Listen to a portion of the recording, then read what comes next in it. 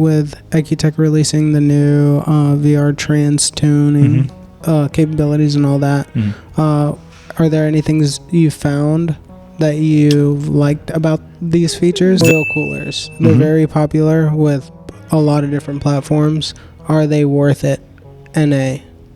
The Streetcar Takeover. Streetcar Takeover. So we'll be there with the new Z. It will have upgraded turbos, and we're going to give it all the beans. So we'll see what that does.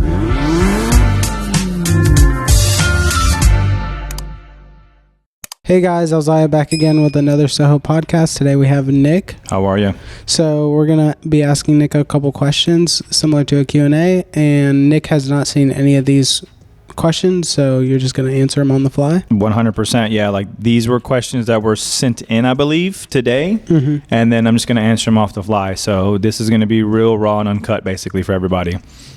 So for our first question is, for any 2.75, this is for NA cars, for any 2.75, 3.75, right? Yeah. Okay. 2.75 intakes and bigger. Okay. Why is a tune required? So the stock MAF flange is going to be around 2.5 inches. So anytime you go over that larger diameter, the computer, yes, it can compensate. However, once you go over that, it'll add a lot to the long-term fuel trims without getting too complicated on it.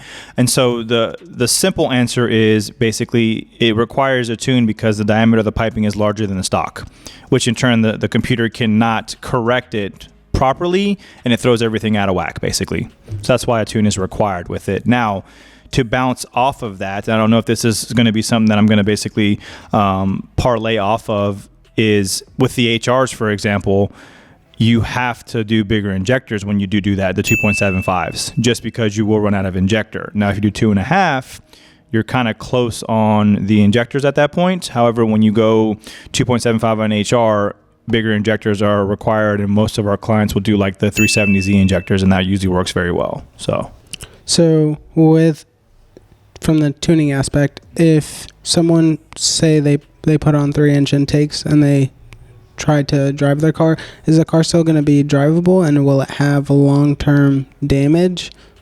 So the car is not going to be, it'll be drivable, but it'll be very bad. You'll be able to fire it up, and then by the time the computer realizes it's like, whoa, I've got bigger intakes, it'll just freak out the car, and the car will get real lean, it'll start to sound real off and everything, and you got to give the press on the gas pedal is not going to be as quick as it is. So you'll see signs of that car not running as it should after you do install 3-inch intakes. And so this is another question. For going bigger intakes, are there always big power gains with bigger intakes? You're going to see more top end power with larger intakes. We actually just got done doing a car the other day, and should be able to have Aiden just put this up and you can kind of see it. But basically it was a 350Z HR automatic, and we did a baseline. He had the shorty intakes on it. We did our Soho intakes with 370Z injectors, which will allow the car to run because it offsets it. Larger injector, larger intake, so it kind of gets it pretty close. We did a pull on it, and then we also did a pull after everything was tuned, and you can see initially from just putting the intakes on it, you pick up top end power. It allows it to breathe a lot better by doing the larger intake. So by doing that, in turn, you will pick up power top end, and then with the tune, you pick up power throughout the entire power band. Does that make sense? Do you lose any low end torque with that? You do not. After it's tuned, you do not. Initially, yes, you will, but once it's tuned, then obviously you won't lose any power at that point. And then, so now this is another question. With long tube headers, are they worth the hype? If you're going supercharge in the future, 100%. Even if you're not going, if you're going to be doing naturally aspirated and you want to max out, long tube headers will lose down low. However, they will pick up top. So you're going to have to sacrifice a little bit of power down low to get the power on the top end with the long tube headers. And like I said, when you go supercharged, that is the best combination. So the long tube headers and supercharger, just because you get the best of both worlds. Obviously, supercharger makes power on the top end, and so do long tube headers. They tend to shine on the top end as well too. So you maximize both by doing both of those. And then, so this is another question.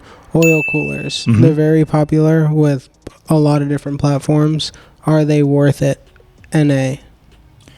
NA, not necessarily going to be worth it. However, by putting an oil cooler on there, it's only going to be advantageous to you, meaning that, for example, if you do a lot of spirited driving, if you go to the mountains on the weekends, or just do any kind of spirited driving in general, if you're in the south, temps get really high.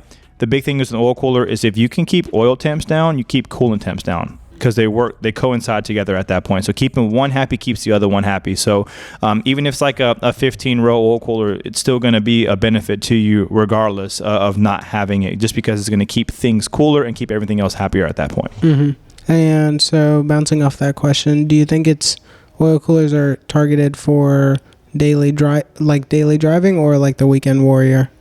It's going to be more towards the weekend warrior. Daily driving, you're not really going to see anything crazy unless you live in like Texas or Arizona, where they see astronomical temps during the summer. And obviously having any kind of help at that point is going to be beneficial for daily driving. However, for the majority of the United States or the majority of places where they don't see astronomical temperatures in the summertime, it's not really that big of a benefit. Mm-hmm. Okay, so now we have a DE question. Oh, yes. So for DEs, are the Plenum spacer upgrade worth it more than another aftermarket intake manifold? So you've got a couple, well, you only have one option if it's still available, which is going to be the Kinetics manifold that a lot of guys will do, which is like the long one that has that comes off of one side and it has the straight. Like tubular? Yep, and they have that one. That's a good one. You can do, there's another Kinetics one, which is actually the bigger manifold. And then obviously you got the Plenum spacer. So the Plenum spacer, the benefit of doing the Plenum spacer, what happens on the DE is the front two cylinders starve themselves of air. So by putting that Plenum spacer, it actually lifts off the Plenum and allows those front two cylinders to get the air that they need to at that point by doing the Plenum spacer. So I've tuned cars and we've done cars before on Plenum spacer, stock DE Plenum, and done 600 well and built motor. So anything is going to help at that point. The one thing with the Kinetics manifold, which is that real shiny one that people see all the time, they tend to split, and people have to weld them and reinforce them when they start running boost on them at that point. NA, they're great. They're a great piece inside the actual engine bay. They look very nice in the engine bay. The black Kinetics one is a good one too. So I mean, you're just adding more volume is all you're doing with the Plenum spacer or any of the different intake manifolds. Mm-hmm. And so this is another question with HRs. So you kind of already hit the question about doing injectors. Do you always recommend VHR injectors for NA cars, or do you recommend like IDs or other brands? So typically, if you're going to be doing an HR and you're going to be doing E85, I'd recommend doing a larger injector than 370. And the go-to on that one, if your NA is going to be a GTR injector, which is like a 550cc injector. So a lot of guys will go with that setup if they're planning on doing HR full bolt-ons and E85. They'll do that, and obviously that's a great combo. And then the same thing with the 370Z guys. They'll do the 550s, or they'll go with the 1000cc injectors and just prepare for boost. Buy once, cry once, right? So they buy them now, and then when they want to go boost in the future, they already have the injectors. They don't have to buy them again. Mm-hmm. So this goes into the forced induction question. Okay. With the VHR, well, HRs and VHRs, is it worth investing the money into forced induction, or just sticking to NA? It's a loaded question, and the reason why I say it's a loaded question is just because if it makes sense for you financially, there isn't anything on the lot that you can go and buy that'll make the same power with the amount of money you invest. Mm-hmm. For example, everybody loves to mess with the Hellcats, right? Mm-hmm. A Hellcat 700 wheel, what's that, like $90,000 to $100,000, right? Yeah, somewhere around there. So let's say you buy a 370Z, $20K. You put $20K into a 370Z, you are walking all over that Hellcat. You can do 600 wheel, and then maybe let's say you put 30 in it, right? You can do almost 700 wheel, and that Hellcat's nothing at that point, and you are still below the cost of the Hellcat in regards to making that kind of power. So that's why I say it's a loaded question, because financially it makes more sense dollar per horsepower and what you're going to get out of it to boost one of these than to go buy something off the showroom floor. Mm-hmm. So correct. So ideally, since you've been doing this for years, if you were to get a 370, what would you do? Bone stock 370, what would be an ideal reliable build for you? daily driver? daily driver? I'd probably supercharge it, just because, and the reason why I say supercharge it, linear power band. Majority of our clients go with that just because it's very similar to how it is naturally aspirated. They're basically taking naturally aspirated and they're just going whoop, they're leveling up. Turbo on some of these clients are not real used to that power band, so it's a lot more difficult, a lot easier to lose control of that car. Whereas if you have the supercharger, you can make that work. Now, don't get me wrong, we can always do custom mapping and all types of stuff. It just, if I'm daily driving it, I'm supercharging it and doing it that way. So with this is another question, with ecutek releasing the new VR trans tuning capabilities and all that, are there any things you found that you liked about these features? So the beauty of it, obviously, we're able to tune the 19 and newer VR transmissions. The beauty of that is we can now implement the 19 and newer TCMs into the 370 when we do these VR swaps, and then basically utilize it that way, so we can do the better shifting, the second gear launches, the true DCT style that everybody always clowned me on earlier. Now we can actually do DCT shifting with the transmission tuning on the 19 and newer TCMs that we put into the 370Zs when we do the VR swaps.